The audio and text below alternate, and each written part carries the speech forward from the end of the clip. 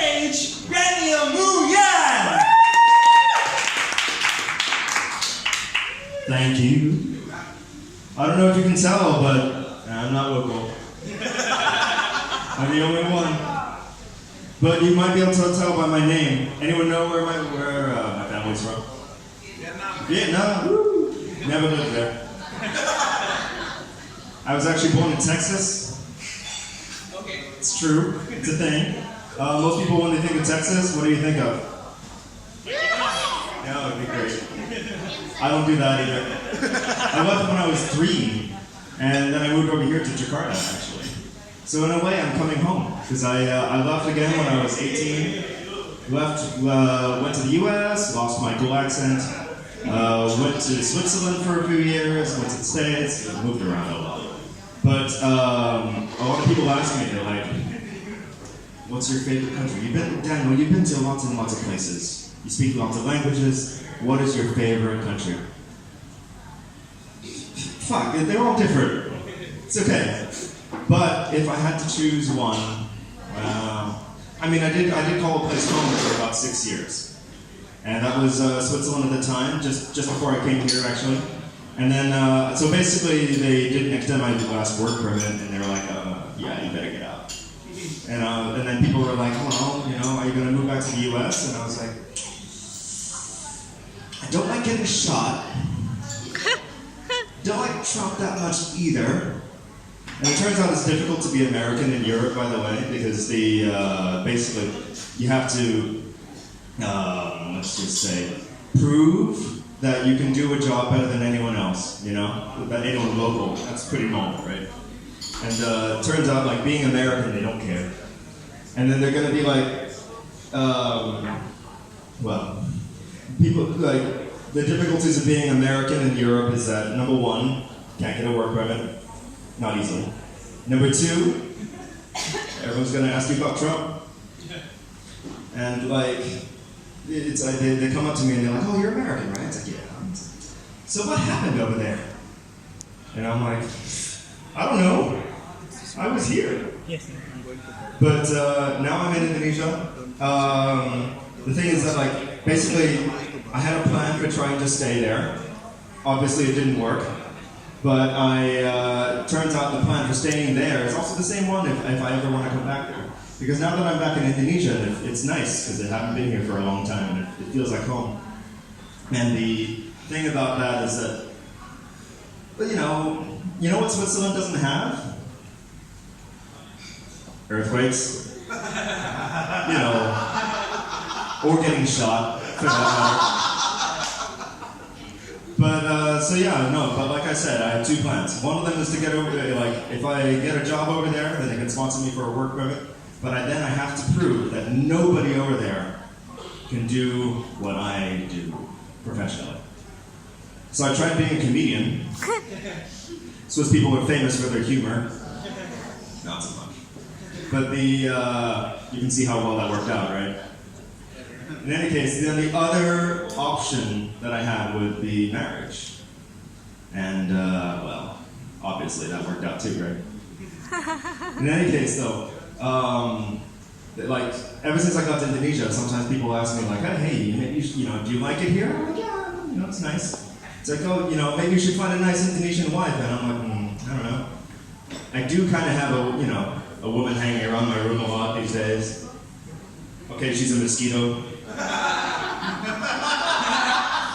But, female, right? But I guess I should be thankful, because it's been a while since I had a woman around for that long in my room. And, sucking on me. But the thing is, I have to ask myself, I'm like, well, I'm not a huge fan of the biting. But you know what? I can tell you, she's not a fan of spanking. So I figured that, but the thing is that she just keeps coming back and sucking on me.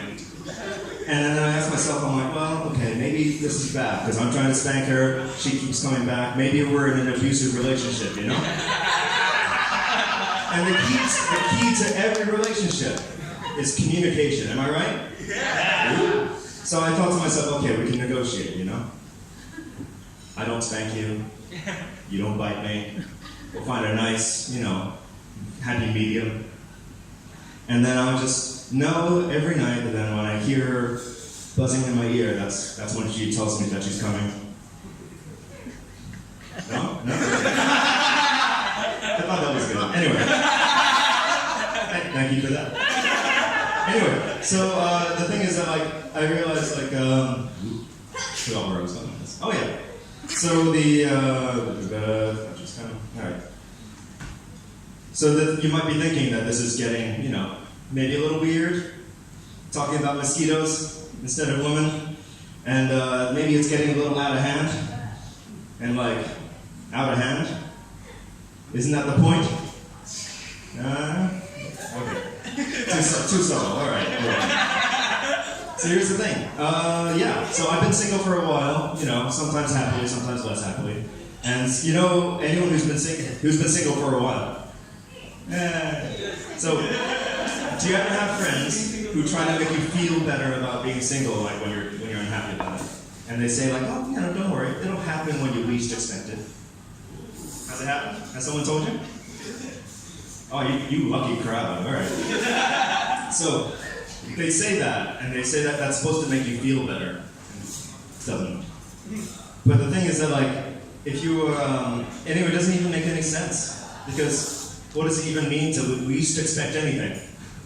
When somebody tells you that they're pregnant, and they say, well, I'm expecting. Did you least expect that?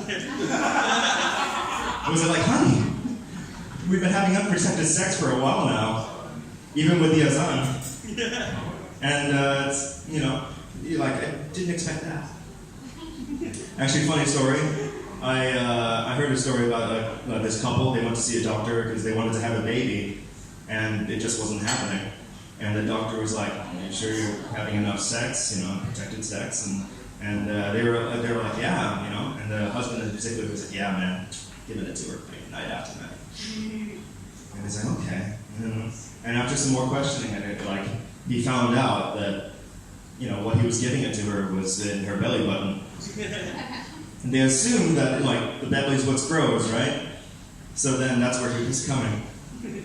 Anyway, the thing is that expecting marriage, fun times.